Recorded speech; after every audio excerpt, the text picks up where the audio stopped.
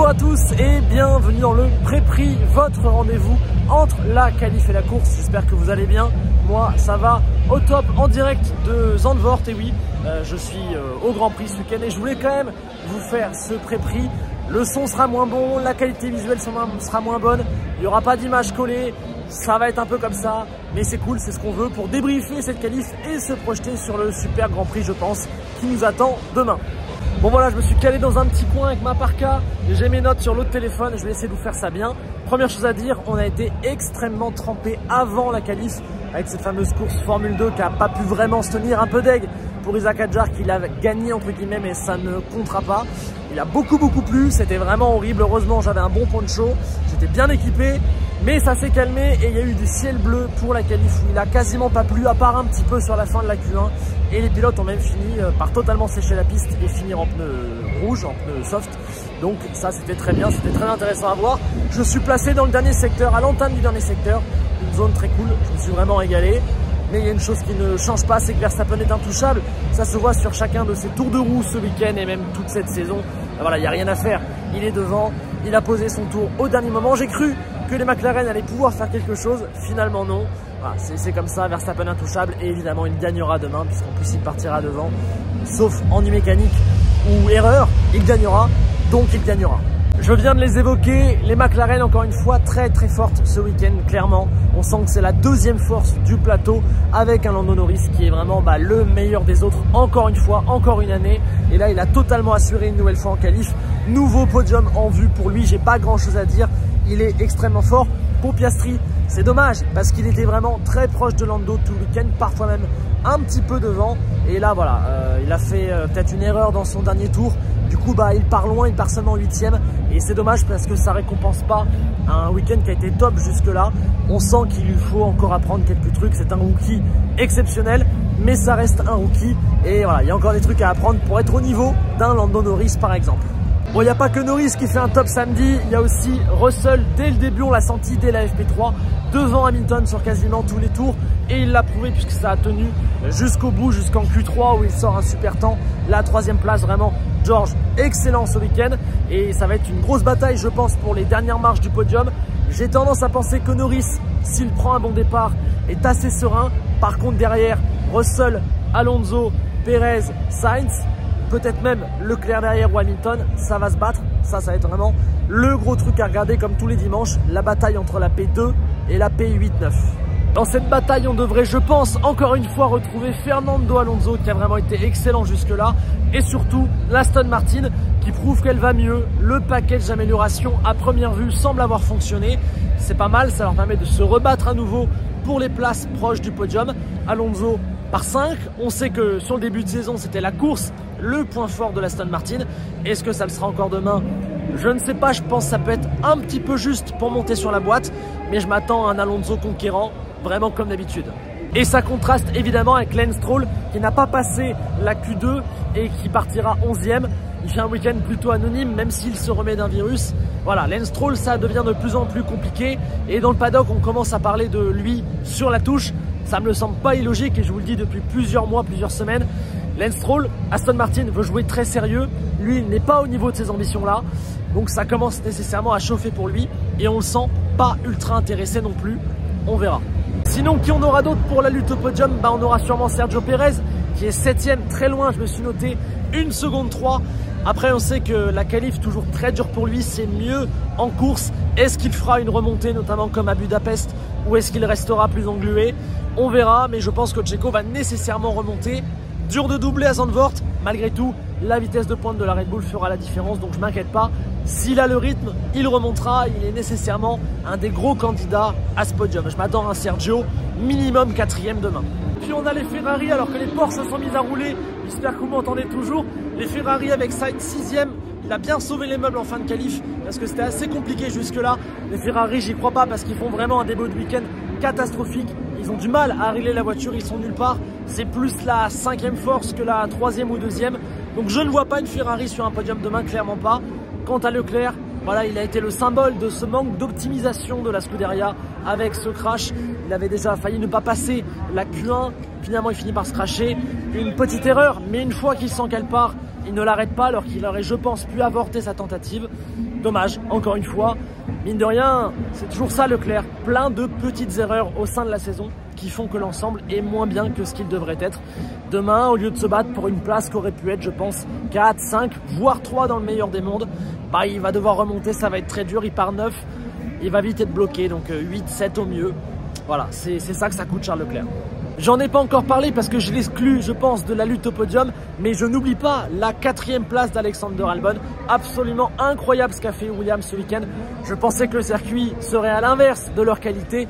Finalement, ils sont totalement là et bravo, bravo. Double passage en Q3, le premier depuis, je crois, l'Italie en 2017. Donc énorme, énorme. Et Albon, magnifique, 4e, signé ce temps au tout dernier instant. Ça fait vraiment plaisir pour eux. Je pense donc qu'il n'y aura pas de lutte pour le podium demain, il faut être réaliste. Mais attention, ils ont une énorme vitesse de pointe. Ils peuvent embêter des gens et conserver leur place un maximum de temps, au moins sur la track position. En tout cas, l'important pour Williams demain, c'est des points le plus possible. On rappelle qu'ils sont toujours 7e, égalité avec 11 points avec As.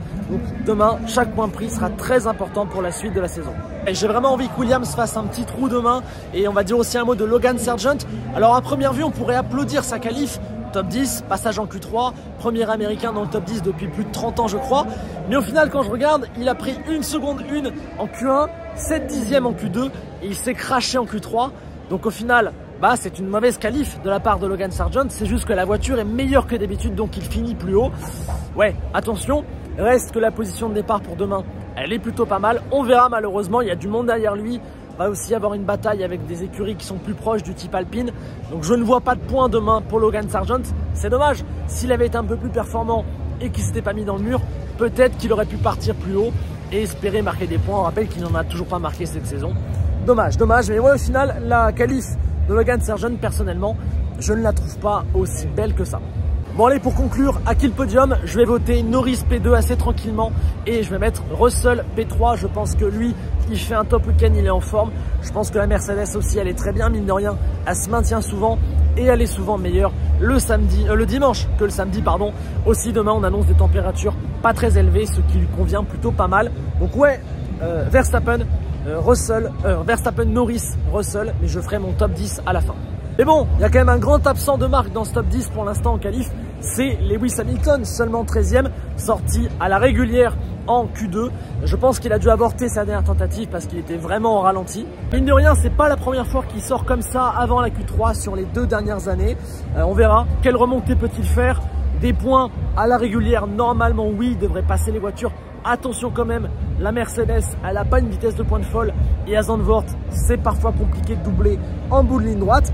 Mais après voilà, je pense qu'Hamilton va vite buter sur les Williams, il y aura Sargent sur sa route, il y aura les Ferrari, donc je pense pas qu'il pourra remonter très haut, 7 au max et je dirais plutôt 8 ou 9, vous verrez dans mon prono.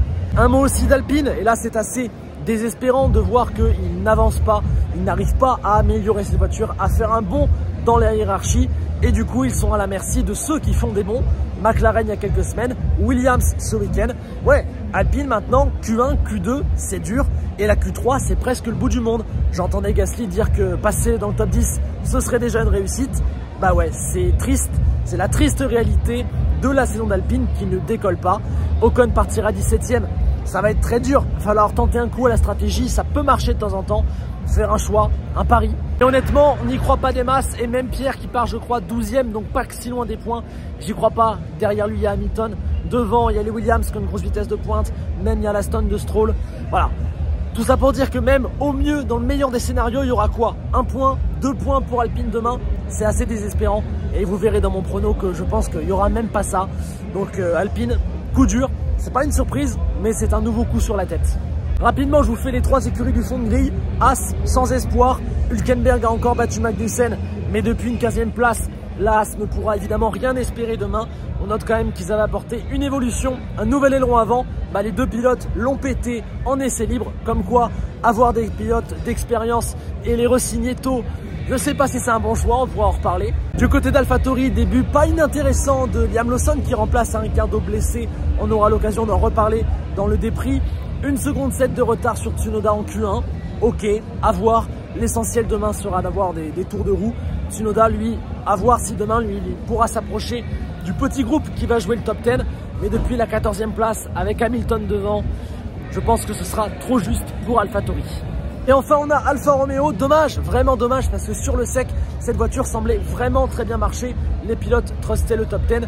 Voilà, ils se sont ratés aujourd'hui. Double élimination en Q1, donc il n'y aura pas d'espoir et ce sera sûrement un 0 pointé. Dommage, dommage, dommage.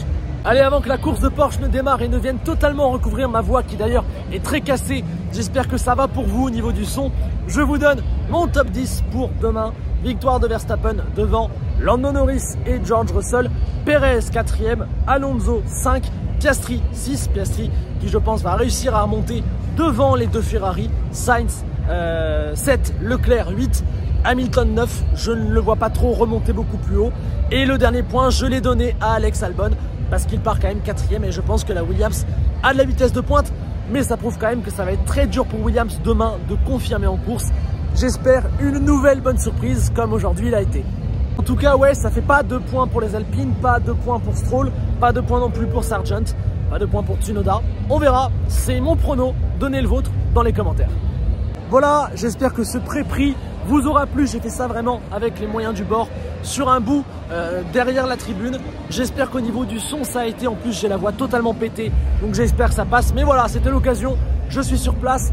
Je voulais le faire, j'ai plein d'images, il y aura sûrement un vlog dans la semaine prochaine, je vous mets des petits plans de là où je suis. Il y aura aussi évidemment le déprix demain que je tournerai dans ma location tranquille, au calme, vous m'entendrez mieux.